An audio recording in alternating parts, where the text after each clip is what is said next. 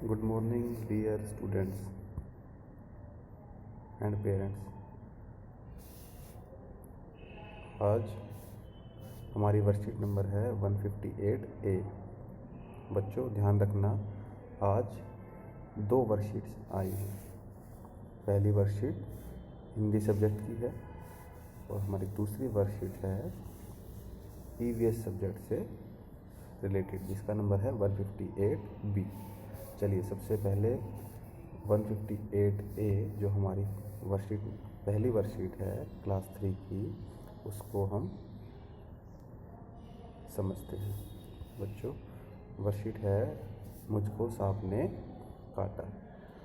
तो इससे पहले भी हम 2-3 वर्कशीट मुझको सांप ने काटा से कर चुके हैं। आज उसकी पुनरावृत्ति कार्यपत्रिका को हम देखते हैं। क्या बच्चों?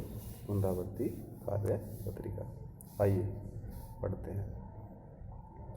नमस्ते प्यारे बच्चों, आपने पाठ जब मुझको सांप ने काटा ध्यानपूर्वक पढ़ा होगा और यह भी जाना होगा कि कैसे झाड़ फूक वाले बूढ़े आदमी ने सारे गांव के सामने बालक की जान बचाने का झूठा नाटक किया।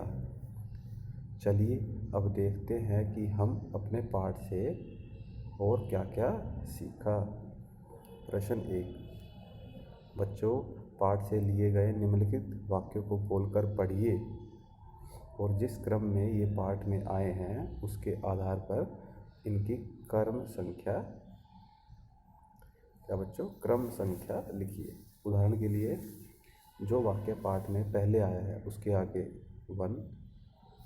देखो बच्चों एक उदाहरण आपको दिया गया है ना, जो वाक्य पाठ में आपने पढ़ा था उसमें पहले आया तो उसके आगे 1।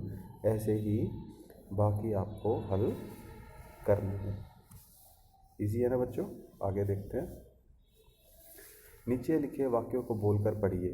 यदि विराम चिन्ह सही लगे तो वाक्य के आगे खाली स्थान पर सही का निशान बनाइए। कैसा निशान बच्चों? सही का निशान। ये बना हुआ देखो, अन्यथा गलत का निशान बनाइए। तो या तो आप सही का निशान बनाएंगे या गलत का। प्रश्न 3 देखिए बच्चों, पाठ में आए ऐसे कोई 3 वाक्य खोज कर लिखिए जिनमें कोई क्रिया हो रही हो। बच्चों क्रिया याद है ना? किसी ऐसे शब्द जिससे किसी कार्य के होने का बोध हो, क्रिया कहलाती है। पढ़ा था ना हमने?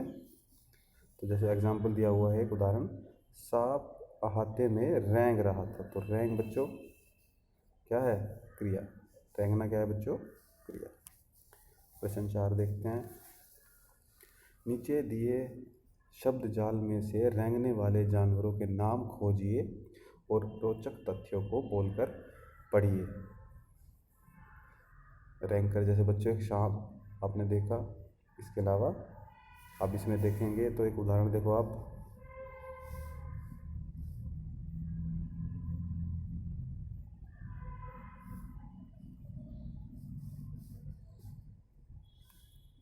एक उदाहरण आप देखो बच्चों, केंचुआ।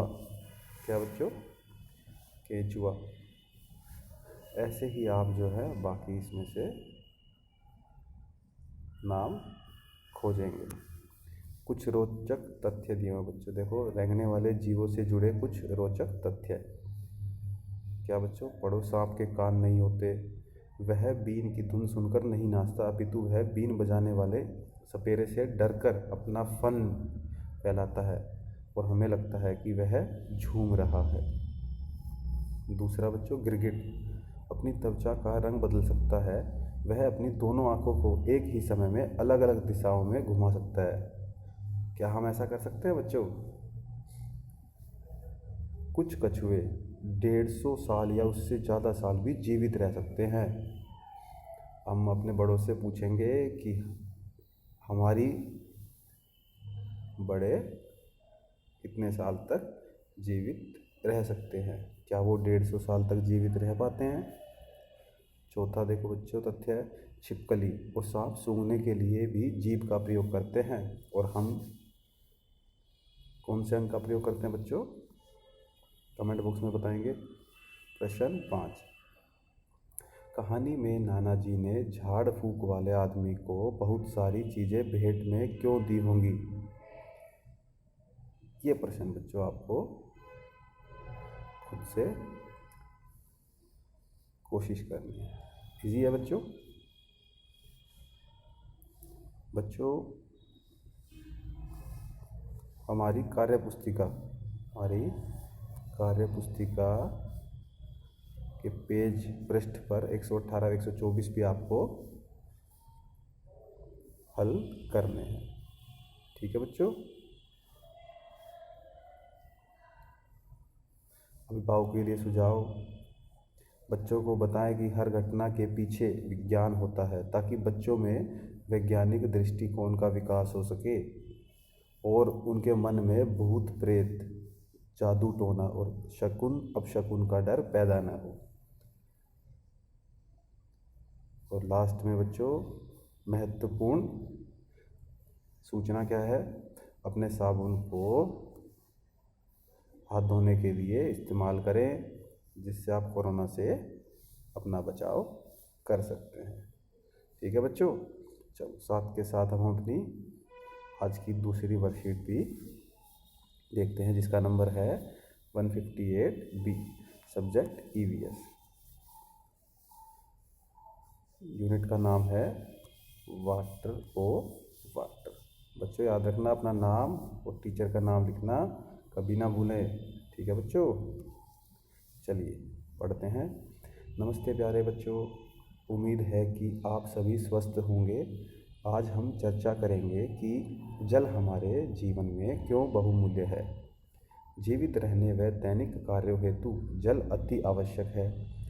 जल प्रकृति में 3 अवस्थाओं में पाया जाता है: ठोस यानी सॉलिड, तरल यानी लिक्विड एवं गैस। जल के विभिन्न स्रोत हैं: नदी, कुएं, तालाब, वर्षा इत्यादि। कुछ आप भी सोच सकते हैं बच्चों। आप सभी का यह दायित्व है कि हमें जल की बर्बादी रोककर उसके संचय हेतु कदम बढ़ाना चाहिए। ठीक है बच्चों। चलिए प्रश्न देखते हैं। प्रश्न 1, नीचे दिए गए जल के विभिन्न स्रोतों को पहचान कर उल्टे वर्णों से सार्थक शब्द बनाएं। देखो बच्चों, आपको कुछ चित्र दिए गए हैं जो स्रोत हैं जल के। उनके नीचे आप देखो, एक उदाहरण मैं आपको बताता हूँ। उल्टे वर्ण लिखे हुए हैं, तो इनको हम सीधा करेंगे। देखो न और ल, न और ल, क्या बन गया बच्चों? नल। इसी तरीके से आप सभी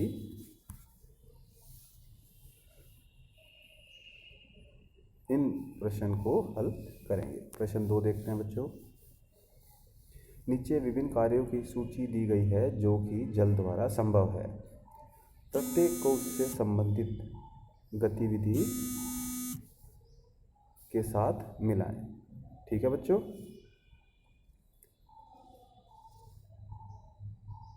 करेंगे ना सभी? एक उदाहरण देखते हैं। क्लीनिंग देखो, सफाई कौन कर रहा है? सफाई ऐसे ही आप बाकी सब करेंगे। प्रश्न 3, नीचे दी गई जल अवस्थाओं स्टेट्स ऑफ वाटर को पहचान कर उनके नाम लिखिए। 3 स्टेट्स हमने पढ़ी बच्चों, गैस, सॉलिड और लिक्विड। बच्चों हमारी अभ्यास पुस्तिका EVS की उसके पृष्ठ 14 और 15 भी आप करेंगे। ठीक है बच्चों। फिर से एक महत्वपूर्ण सूचना, कोरोना से बचाओ, 2 गज की दूरी, मास्क है जरूरी, हाथ रोजाना धोए। Thank you.